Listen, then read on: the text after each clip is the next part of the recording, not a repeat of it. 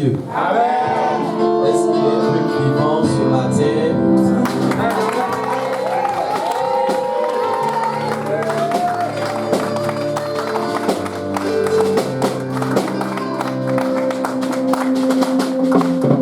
On peut s'asseoir dans la présence de Dieu. Amen. Bien aimé, que la paix du Seigneur soit encore avec chacun de nous. Amen. Et nous voyons la puissance de Dieu, le feu de Dieu qui se déploie. Amen. À travers le culte. Amen. La louange déjà a permis au Seigneur de nous faire du bien. Amen, amen. Alors, bien aimés, nous sommes dans la dernière semaine avant qu'on entre dans la Pâque. Alléluia. J'ose espérer que tu n'as pas laissé toutes tes ressources dans cette louange. Allez, dimanche prochain, c'est la Pâque. Alléluia. Dis à quelqu'un, j'espère que dimanche prochain, tu vas plus louer le Seigneur. Encore, dis dimanche prochain, c'est. Aujourd'hui, c'était la demi-finale. Dis dimanche prochain, c'est la finale. Alléluia. Amen, amen. Que le Seigneur nous bénisse. Alors, nous allons continuer le thème qu'on avait partagé il y a 2 dimanches. Alléluia. Il y a 2 dimanches, je n'étais pas là. Amen. Et ce dimanche, nous allons terminer. Alors, je vais faire un rappel pour qu'on puisse se souvenir. Alléluia. Amen. Alors, ce que nous avons vu il y a 2 dimanches de cela, amen, on a parlé de la croix. Alléluia. Amen. On a parlé de pourquoi est-ce que nous devons porter notre croix. Alléluia. Et je vais rappeler le thème. Alors, le thème, c'était la croix, le seul chemin pour être un véritable disciple de Jésus. Alléluia. Amen. Amen. Et donc, le sous-terme de ce dimanche, c'est pourquoi porter sa croix. Alléluia. Pourquoi porter sa croix? Alors, le Seigneur a dit comme cela que si nous voulons le suivre, la première chose que nous devons faire, c'est de faire quoi? C'est de porter notre croix. Alléluia. Et on a vu déjà 3 points. Et le premier point, nous avons dit comme cela que selon la Bible, le fait de porter sa croix nous permettait de finir avec le péché en mettant à mort les œuvres de la chair. Alléluia. Amen. Je suis en train de faire un résumé pour qu'on puisse se souvenir, se rappeler de ce que nous avons vu. Alléluia. Vous savez, dans la marche chrétienne, il arrive un moment où tu dois choisir entre souffrir ou pécher. Alléluia. Chacun de nous, nous serons confrontés à cette situation. Alléluia. Et dans la Bible, quand vous regardez l'histoire de Joseph, Joseph aussi était confronté à cette situation. Amen. Il devait choisir entre répondre aux avances de la femme de Potiphar. La femme de Potiphar, qui était le patron de Joseph, a fait des avances à Joseph. Alléluia. Et donc Joseph avait le choix entre accepter ses avances ou se retrouver en prison. Alléluia. Parce que quand on parle de porter sa croix, c'est de ça qu'il est question. Alléluia. S'il répondait aux avances de Potiphar, puisque c'était la femme de son patron, bien évidemment, elle allait parler en bien de Joseph à son mari. Alléluia. C'est-à-dire que les privilèges de Joseph allaient augmenter. Le salaire de Joseph allait augmenter. Alléluia. Mais Joseph a refusé de céder à ses avances. Il s'est retrouvé où? En prison. C'est ça, porter la croix. S'il avait accepté les avances de la femme de Potiphar, il n'allait pas se retrouver où ça? En prison. Donc c'est cela, porter la croix. Alléluia. On a aussi l'histoire de Moïse. Moïse avait le choix entre se faire appeler fils de la fille de Pharaon, ce qui n'était pas n'importe quel titre. Amen. Alléluia. Parce qu'en ce temps, l'Égypte était le pays le plus puissant au monde. Mais on nous dit qu'il a refusé de se faire appeler fils de la fille de Pharaon et il a choisi de souffrir avec le peuple. C'est cela porter sa croix. Alléluia. Amen. Donc, quand tu portes ta croix, ça te permet de faire quoi? Ça te permet de choisir la souffrance plutôt que le péché. Amen, amen. Et le deuxième point que nous avons vu, je fais un résumé pour qu'on se rappelle, c'est que nous avons dit comme ça que le chemin qui mène à l'élévation, le chemin qui mène à la bénédiction passe d'abord par quoi? Par la croix. Dans la marche chrétienne, bien aimé, il faut d'abord semer avant de faire quoi? Avant de récolter. Or, la semence, c'est un temps très difficile. Parce que quand tu sèmes, frère, avant même de semer, il faut d'abord nettoyer le terrain. Et quand tu sèmes, tu dois faire face à quoi? À la pluie, au soleil. Alléluia. Et c'est ça. Porter sa croix, bien aimé, c'est se préparer à l'élévation. Alléluia. Amen. Donc, le dernier point que nous avons vu comme cela que porter la croix permet à Dieu de nous façonner. Parce que le Seigneur est le potier. Alléluia. Et nous sommes quoi? Nous sommes l'argile. Est-ce que c'est l'argile qui dit au potier, donne-moi cette forme? Non. Dieu là, il sait où il veut aller avec toi. Il sait quelle est la position qu'il veut t'accorder. Donc en fonction de la position qu'il veut t'accorder, il sait quelle forme aussi il doit te donner. Alléluia. Amen, amen. Donc on a vu ces 3 points. Aujourd'hui, dimanche, on va voir les 3 derniers points. Donc le thème de ce dimanche c'est pourquoi porter sa croix. Alléluia. Amen. Non? Pourquoi porter sa croix? Alors nous prenons 2 Corinthiens chapitre 4, le verset 11. 2 Corinthiens, le chapitre 4, le verset 11. 2 Corinthiens, chapitre 4, le verset 11. Est-ce que ça va? On fait la première lecture. On va se tenir debout. Amen. On se tient debout pour la première lecture. 2 Corinthiens, chapitre 4, le verset 11. Alors je fais la lecture. Car nous qui vivons, nous sommes sans cesse livrés à la mort à cause de Jésus, afin que la vie de Jésus soit aussi manifestée dans notre chair mortelle. Je reprends.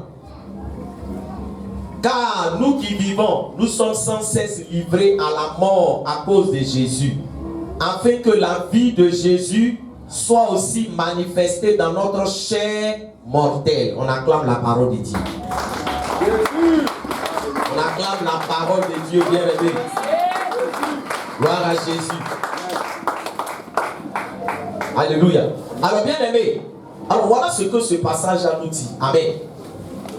Ce passage est en train de nous dire que pour avoir part à la vie de Jésus, tu dois d'abord avoir part à sa mort. Écoutez bien, alléluia. Tu ne peux pas avoir part à la vie de Jésus si tu n'as pas part à quoi? À sa mort.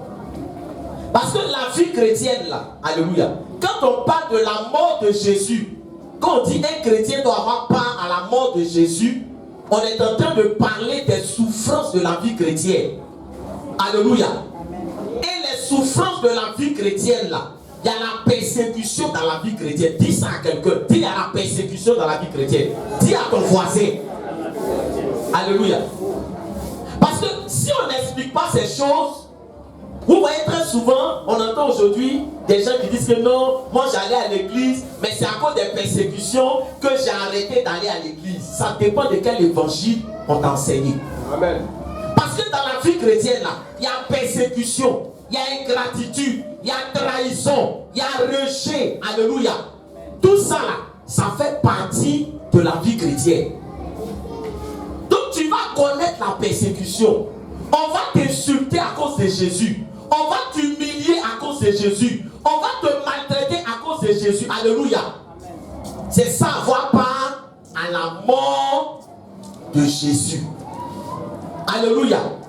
Maintenant, quand on parle de la vie de Jésus, c'est quoi? La vie de Jésus, c'est le succès, c'est l'élévation de la marche chrétienne. C'est les miracles de la vie chrétienne. C'est les bénédictions de la vie chrétienne. Alléluia. Donc la vie de Jésus, là, c'est tout ce qui est quoi? Tout ce qui contribue à la gloire. Mais bien aimé, tu ne peux pas dire que je suis chrétien et puis tu ne connais pas la mort. Toi, tu veux quoi? Tu veux la vie. Et voilà l'évangile aujourd'hui qu'on prêche à des gens. Voilà pourquoi il y a des gens qui disent que mais moi je suis venu à l'église, vraiment, je suis découragé parce qu'on m'a persécuté. Je suis allé à l'église, j'avais faim, on m'a pas aidé. Je suis allé à l'église. Alléluia. Alléluia. Amen. Mais bien aimé, c'est tout ça dans la marche chrétienne. Alléluia. C'est tout ça la marche chrétienne. Et quand les enfants de Dieu sont conditionnés à cela, quand vous regardez l'église primitive, la première église là, on dit les chrétiens étaient contents de souffrir pour Jésus. C'est-à-dire que plus ils souffraient pour Jésus là, plus ils étaient comment? Ils étaient contents. Pourquoi? Parce que Jésus l'avait déjà dit que si vous voulez marcher avec moi là, vous allez connaître quoi? Vous allez connaître la souffrance avant de connaître la gloire. Amen. Alléluia. Il y a la souffrance d'abord, c'est ça, avoir part à la mort de Jésus. Donc bien aimé, toi tu veux la vie, tu veux la bénédiction, tu veux l'élévation, mais il ne faut pas te persécuter. Alléluia. Faut pas, on va te persécuter. Faut pas que tu connaisses les difficultés dans la marche chrétienne. Et voilà comment beaucoup rétrogradent. Parce que si on devait rétrograder à cause des persécutions, il n'allait jamais avoir de chrétiens dans le monde. Alléluia. Amen. Il n'allait jamais avoir de chrétiens dans le monde. Donc porter sa croix là, c'est avoir part à la mort de Jésus, aux souffrances de Jésus. Alléluia. Aux difficultés de la vie chrétienne. Et les difficultés de la vie chrétienne ne doivent pas mener un enfant de Dieu à reculer, à jeter l'éponge. Alléluia. Si tu comprends ces choses, mais tu ne vas pas rétrograder. Est-ce qu'il parle à quelqu'un? Amen. Alléluia. Amen. Donc porter sa croix nous permet de faire quoi? Nous permet d'avoir part à la vie de Christ. Alléluia. Vous notez 4e point. Porter sa croix pour avoir part à la vie de Christ. Donc on porte sa croix pour avoir part à la vie de Christ. Alléluia. Parce que tant que tu n'as pas eu part à la mort de Jésus, tu ne peux pas avoir part à sa vie. Amen, amen. Donc, pour avoir part à la vie de Christ.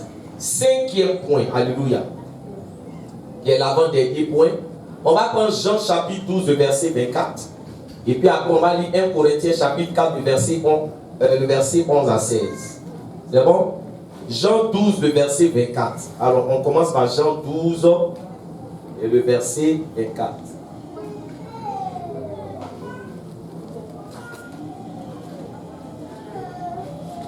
Jean chapitre 12, le verset 24. Alors, je fais la lecture. Jean chapitre 12, le verset 24. En vérité, je vous le dis, si le grain de blé qui est tombé en terre ne meurt, il reste seul. Mais s'il meurt, il porte beaucoup de fruits. Alléluia. Amen, amen. Amen. Ensuite, nous allons lire 1 Corinthiens chapitre 4, le verset 11 à 16. 1 Corinthiens chapitre 4. 1 Corinthiens chapitre 4, le verset 11 à 16. Alors je fais la lecture. Jusqu'à cette heure, nous souffrons la faim, la soif, la nudité. Nous sommes maltraités, errants ça et là. Nous nous fatiguons à travailler de nos propres mains. Injuriés, nous bénissons.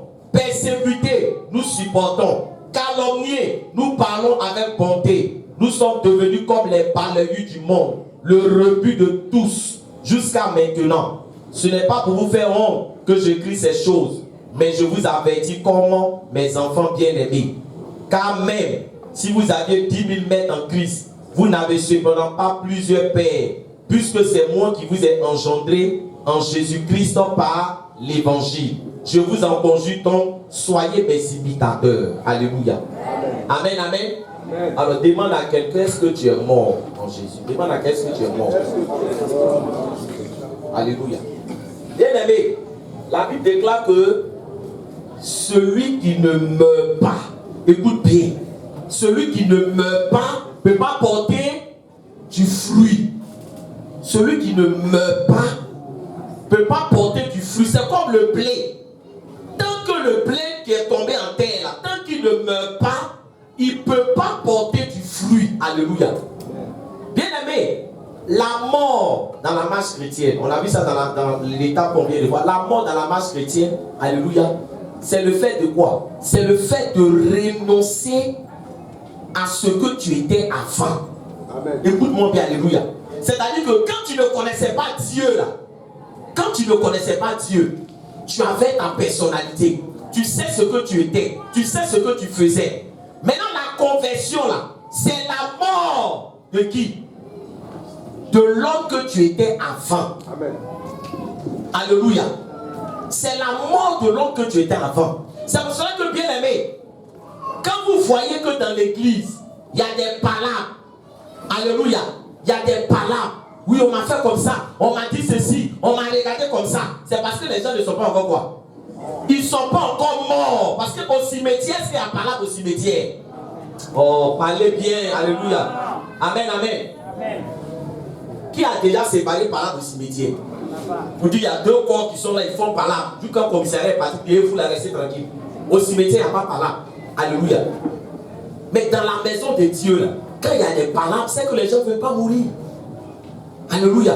Ne veulent pas mourir. Parce que la mort, là, c'est quoi? La mort, c'est le fait, bien aimé, de comprendre que le caractère que tu avais avant, là, ce caractère-là doit faire quoi? Doit disparaître. Alléluia. Donc, quand on te demande de porter ta croix, on a lu dans le second passage, alléluia. Le second passage ici, regardez ce que Paul est en train de dire, alléluia. Et ce que Paul est en train de dire, là, normalement, quand tu écoutes là, ça fait peur ou bien ça encourage. Regardez ce qu'il est en train de dire, alléluia. Il dit, jusqu'à cette heure, nous souffrons la faim, la soif, la nudité, nous sommes maltraités. Alléluia. Amen. Et ça et là, nous nous fatiguons à travailler. Donc il dit quoi? L'apôtre Paul dit que, et dans sa marche, il a connu quoi? Il a connu la faim. Il a connu la souffrance. Et là, c'est à ses enfants spirituels qui parlent. Parce qu'aujourd'hui, ces genres de messages là, quand on le dit à certaines personnes, on dit tu vas effrayer les gens. Alléluia. Non, on n'est pas en train d'effrayer les gens. Il dit la faim, la soif, la nudité. Alléluia. Amen. Et il dit nous sommes maltraités. Nous nous fatiguons à travailler dans nos propres mains. Injuriés, nous bénissons. Voilà ce qu'on appelle la mort. Il dit qu'on l'insulte, tu fais quoi? Répondez bien. Quand on l'insulte, tu fais quoi? Est-ce que toi, quand on t'insulte, là, tu bénis? Parce que frère, vous devez comprendre les choses de la marche chrétienne. Ce qu'on écrit ici, là, on n'a pas écrit pour décorer la Bible. Amen.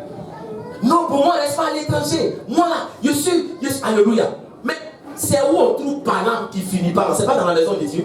Amen. C'est pas dans la maison de Dieu. Amen. Amen. Où on règle histoire, on règle ici, on finit, on règle là. Pourquoi? Parce que les gens ne meurent pas. On m'a dit ça, il a te donné ma réponse. Il a te donné ma réponse. Il a te donné ma réponse. Des coqs. Alléluia. Tu les vois, toi, mais tu ne les reconnais pas. Amen. Alléluia. En Jésus, écoute-moi aujourd'hui. En Jésus, quand on t'insulte, tu fais quoi? Tu bénis. L'apôtre Paul dit, quand on l'insulte, il fait quoi? Il bénit. C'est cela porter sa croix. Alléluia. Amen. Est-ce que dans ton foyer, quand on t'insulte, tu bénis? On est joué sur ça, papa. Alléluia. Voilà. Bah, alléluia, amen. Dans le foyer, quand on t'insulte, est-ce que tu bénis? Amen, amen. Amen, amen. C'est cela porter sa croix là. C'est ce qui fait que bien aimé, il y a la paix. Parce que tu dois comprendre que cette histoire de c'est moi j'ai raison, c'est moi j'ai raison, alléluia. À un moment donné, prends raison, la main dans ta poche. Alléluia. Parce que normalement, celui qu'on insultait là, c'est pas lui qui a raison. Celui qu'on insultait, c'est lui qui a raison, mais c'est pas lui qui a raison. Donc normalement, si on l'insultait, il doit faire quoi? Il doit répondre.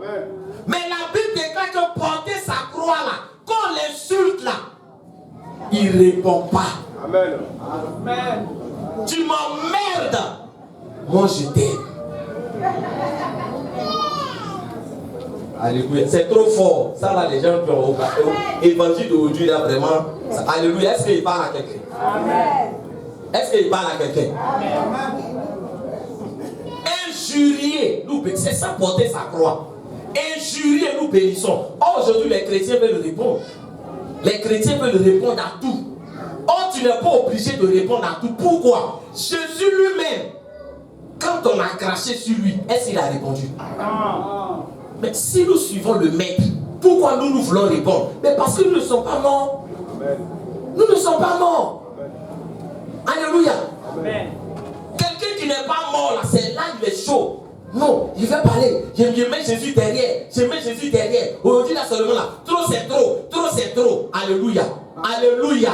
Il faut vous dire à quelqu'un, il faut mourir. Il faut mourir. Tu es trop vivant. Dis tu es trop vivant.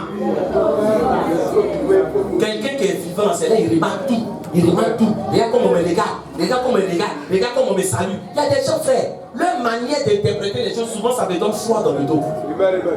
Tu as réglé l'histoire, qu'est-ce qui se passe? Non, c'est-à-dire que quand elle me salue, là, sa main glisse comme ça. Je sens qu'elle n'a pas envie. Mais c'est quoi ça? Alléluia. Amen. Alléluia. Amen. On doit mourir en Jésus. On doit mourir, frère. On doit. Alléluia. Amen. Attends, je vais continuer. Je vais continuer. C'est l'apôtre Paul qui parle. Alléluia. Amen. Comment il a fait? L'apôtre Paul est celui qui a gagné le plus d'âmes. Alléluia.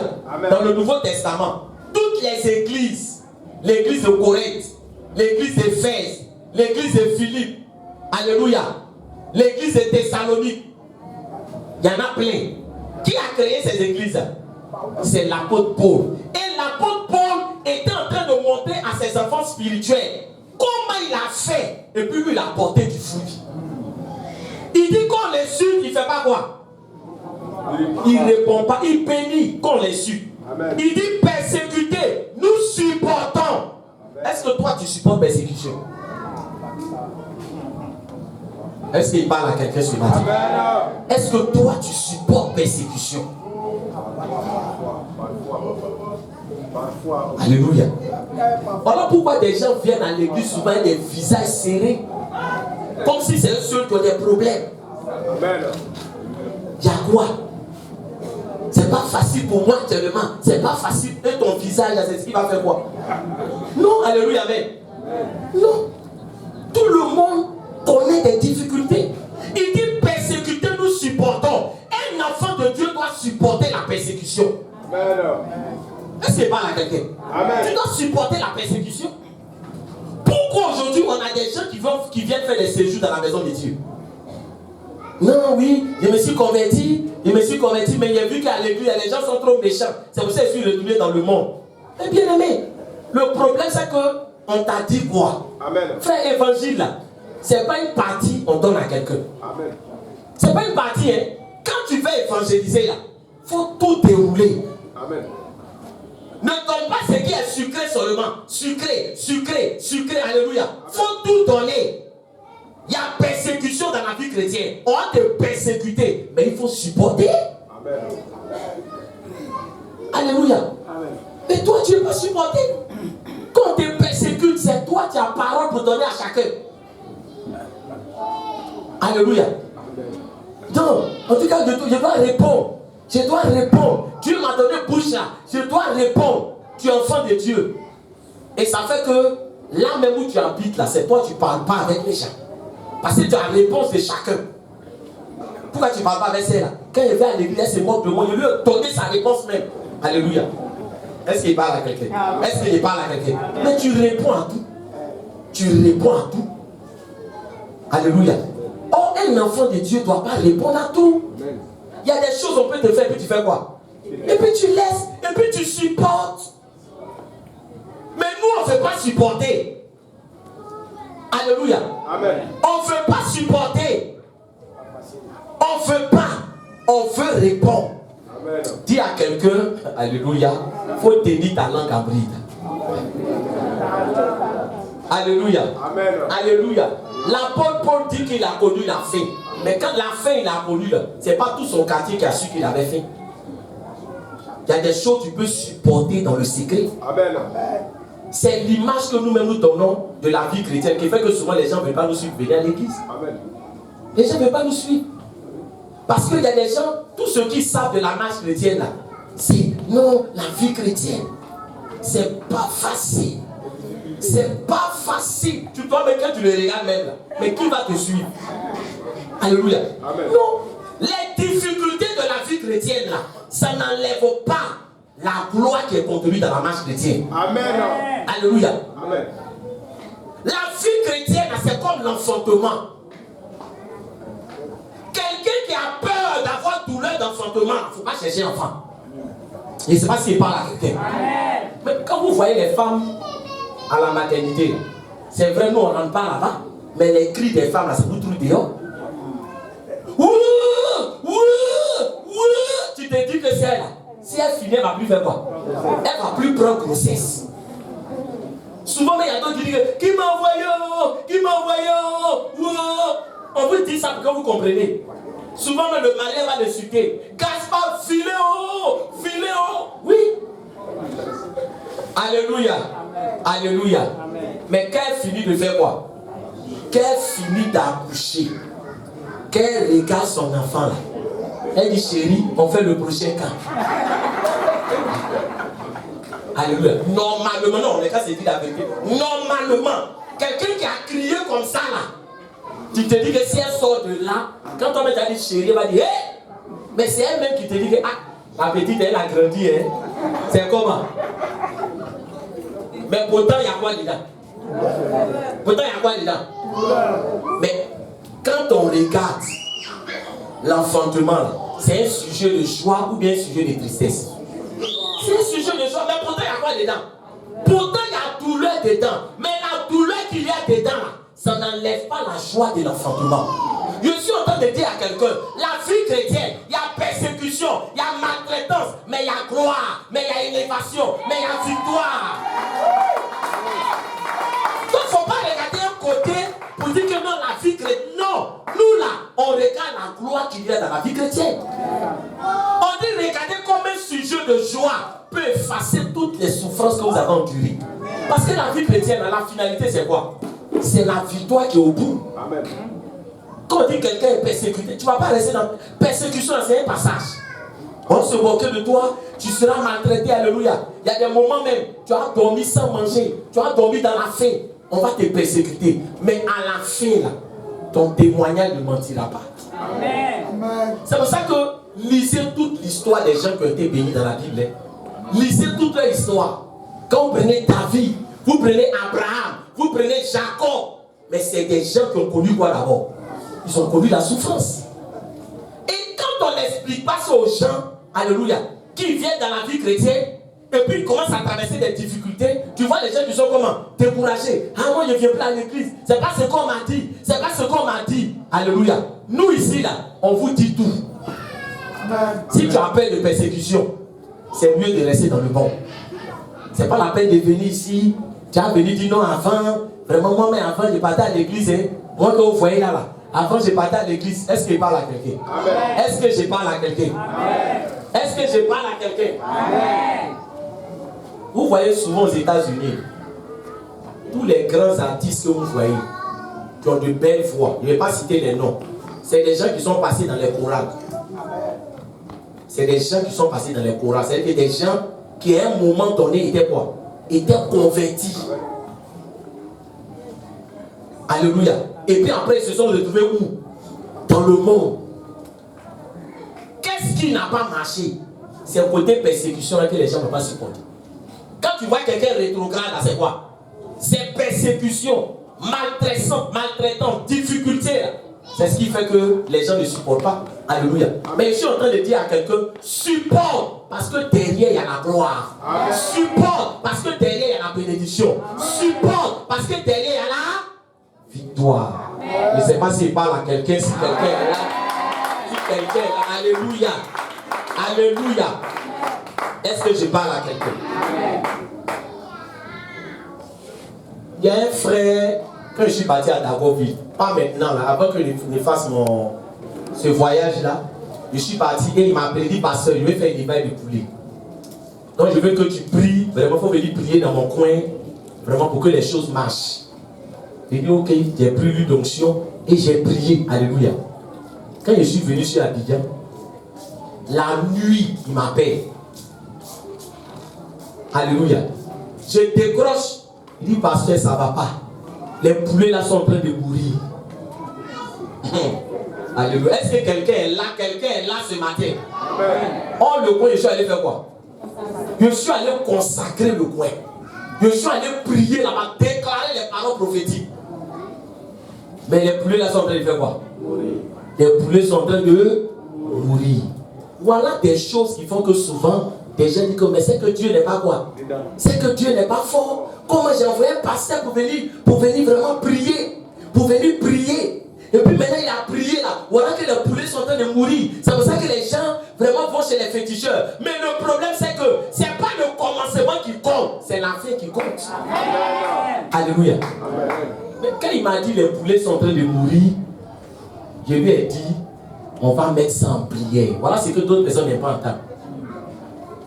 Mais parce que les poulets sont en train de mourir, tu dis on va mettre en prière. Il dit les poulets sont en train de mourir. Alléluia. Il dit on va mettre ça en prière. Parce qu'on a confié à qui? On a confié à Dieu. Il lui a dit ça va aller. Ce qui est sûr, ça va aller. Alléluia. Mais quand je suis parti à Dagoville dans 7 ans. Alléluia. Amen. Avant qu'il ne vienne là, poulet qu'il m'a donné. Il dit pasteur, quand il t'a appelé pour dire le poulet est en train de mourir là. Et puis tu as dit que ça va aller là. Poulet là. Tout s'est arrêté. Ça a commencé à marcher. En tout cas, j'ai vendu poulet. J'ai vendu jusqu'à j'étais gardé ça là pour toi. Comme un poulet là, mais tu vois, tu le soulèves, on dirait que c'est un chien qui a soulevé. Alléluia. Amen. Alléluia. Est-ce qu'il parle à quelqu'un? Est-ce qu'il parle à quelqu'un? Le début là, ça a commencé comment? Ça a commencé dans la mort. Mais après, de ce qu'il ne s'est pas découragé, je lui ai dit ça va aller. Et qu'il a saisi la parole, le Seigneur a béni véritablement son poulailler.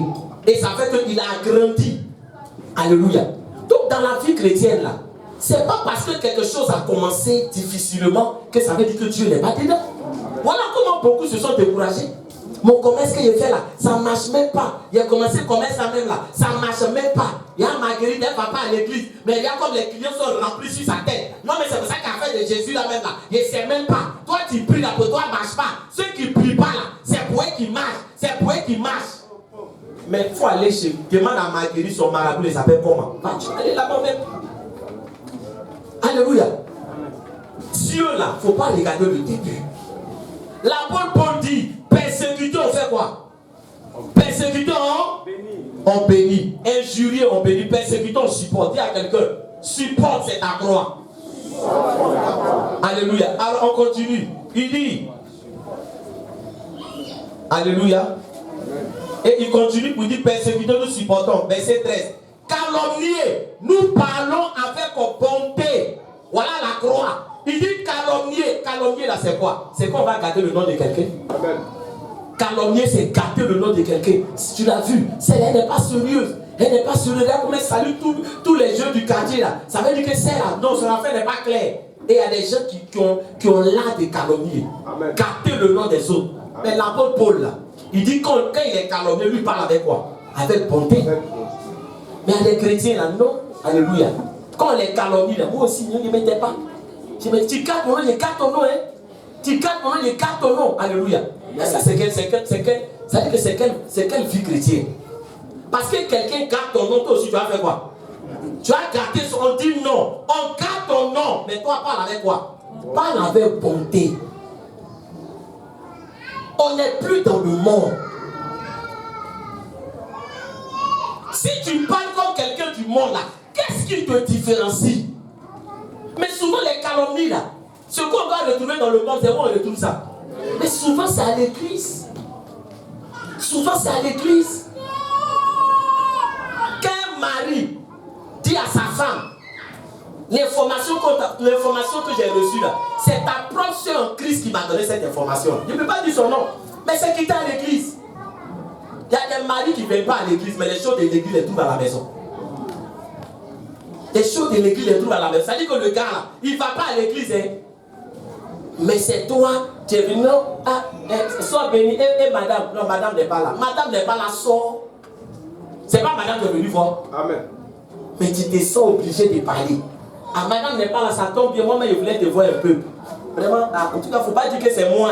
Il ne faut pas dire que c'est moi. Mais madame, vraiment, moi-même, sa manière de faire, là, vraiment, c'est pas tout on dit quoi. Est-ce que tu sais que ton nom, là, c'est à l'église, là? Bien. Non, ton nom à l'église, il y a tes sujets de prière, là. Même le pasteur, il donne ça. Pendant les cultes, on donne ton sujet de prière.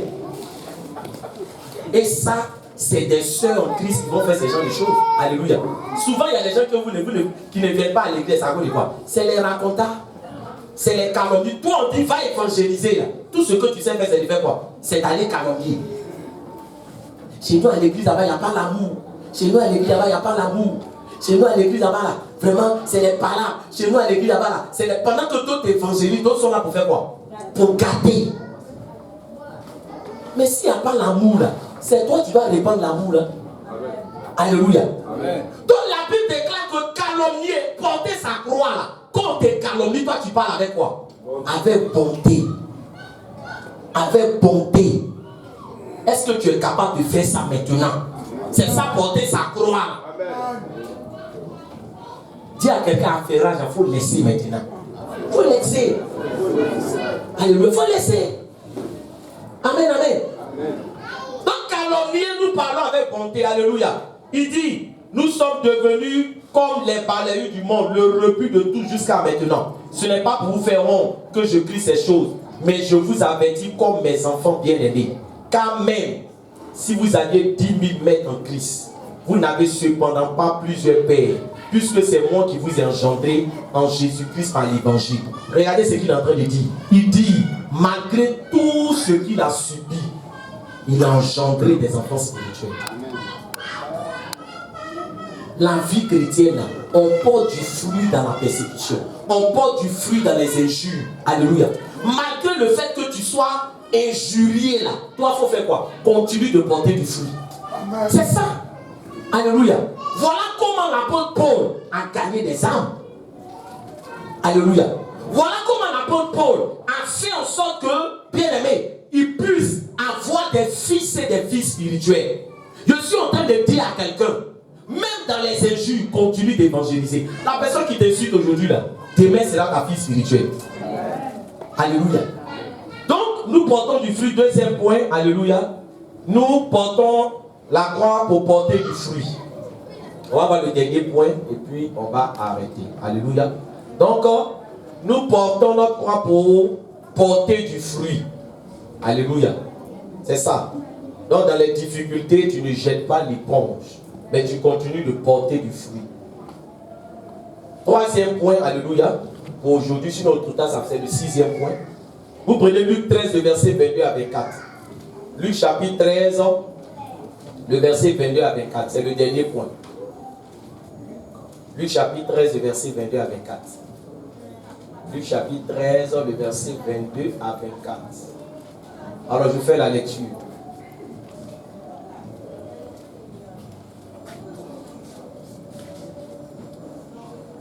Jésus traversait les villes et les villages, enseignant et faisant route vers Jérusalem. Quelqu'un lui dit, Seigneur, n'y a-t-il que peu de gens qui soient sauvés? Il leur répondit, efforcez-vous d'entrer par la porte étroite, car je vous le dis, beaucoup chercheront à entrer et ne le pourront pas. Alléluia. Alors voilà qu'un jour, Jésus était en train de passer. Alléluia. Amen. Il traversait une ville. Et il y a un monsieur qui est venu voir le Seigneur et il a posé une question à Jésus. Il dit, Jésus, je paraphrase. Il dit, les gens qui vont être sauvés là, donc ils ne seront pas quoi? Ils ne seront pas nombreux. Alléluia. Ils ne seront pas nombreux. Il pose une question parce qu'il veut savoir. Alléluia. Vous savez, nous devons comprendre une chose. La Bible déclare que le chemin qui mène au salut, le salut là, Jésus nous a offert le salut. Alléluia. À la croix, Jésus nous a offert le salut. Par l'œuvre de la croix. Mais, il y a une voie que tu dois emprunter pour faire quoi? Pour avoir accès au salut que Jésus nous a offert. Et la Bible nous dit que ce chemin, il est comment? Il est étroit. Quand on dit étroit, là, ça veut dire que le chemin est comment? Serré. Ça, il faut qu'on écoute. Au paradis, là, on ne sera pas quoi? On ne sera pas beaucoup. On ne sera pas beaucoup. Ça, il faut qu'on enregistre cela. Alléluia. Pourquoi? Parce que le chemin est serré. Aucun endroit est serré là. Ça veut dire que ce n'est pas tout le monde qui fait quoi? Ce n'est pas tout le monde qui passe. Je prends un exemple. Alléluia. Quand un chemin est large, tout le monde peut faire quoi? Tout le monde peut passer. Parce que le chemin est large. Mais quand un endroit est serré, tout le monde ne peut pas passer. Donc quand on te dit de prendre ta croix, c'est pour que tu comprennes que le salut là, c'est une affaire de personnes violentes. Alléluia. Amen. Il y a des gens qui vont arriver et puis qui vont faire demi-tour. Il y a des gens qui vont être dans la marche et puis à la fin qui vont jeter l'éponge. Alléluia. Il y a beaucoup d'appelés, mais quoi? Peu d'élus. Beaucoup d'appelés, mais peu d'élus. C'est pour ça que la marche chrétienne, il ne faut pas regarder la masse. Il ne faut pas regarder la foule. Il y a des gens qui allaient à l'église, qui étaient convertis. Demain, ils ne sont plus quoi? Ils ne sont plus convertis. Mais toi, ça ne doit pas te décourager. C'est-à-dire que ta vie chrétienne, là, il ne faut pas la relier à quelqu'un. Ta vie chrétienne, là, dis-toi que c'est ton salut qui est en jeu. Ce n'est pas le salut de quelqu'un. Alléluia. C'est pour cela que, bien aimé, vous savez, je vais vous dire quelque chose. Moi, il y a des gens qui m'ont évangélisé quand je n'étais pas encore converti. Mais quand je me suis converti, j'ai découvert que ceux-mêmes qui m'évangélisaient, c'était des fous. Alléluia. J'ai vu que c'était... C'est-à-dire que quand moi je suis rentré dans la marche chrétienne, là, c'est là qu'il a vu que eux-mêmes, là, mais ils ne marchaient pas correctement avec Dieu.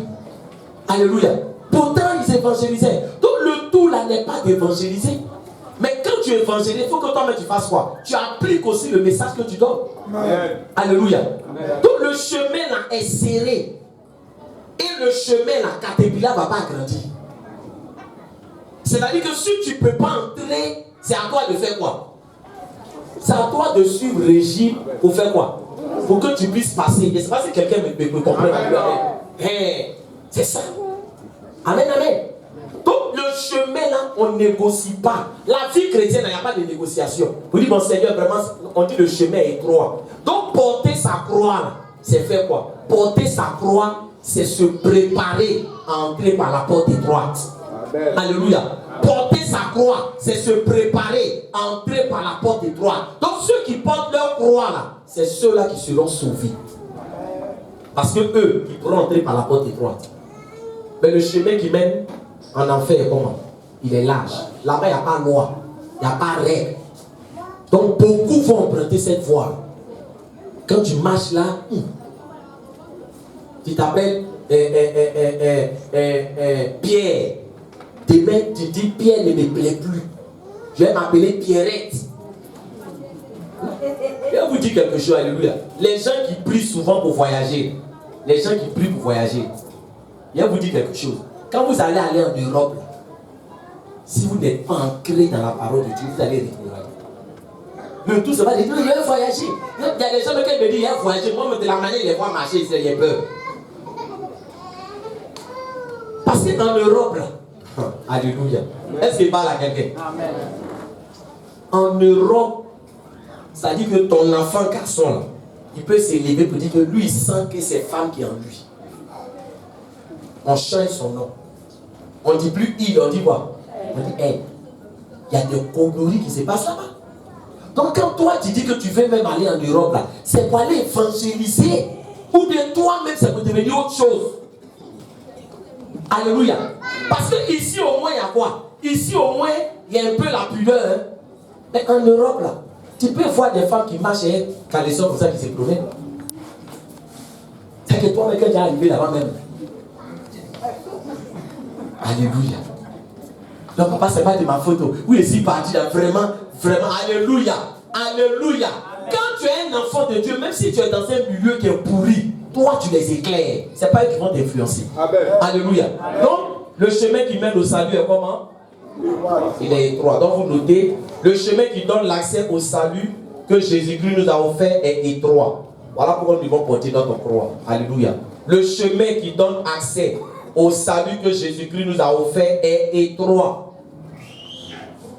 Le chemin qui donne accès au salut que Jésus-Christ nous a offert est étroit. Le chemin qui donne accès au salut que Jésus-Christ nous a offert est étroit. Luc 13, verset 22 à 24. Alléluia. On a fini, on acclame la parole de Dieu.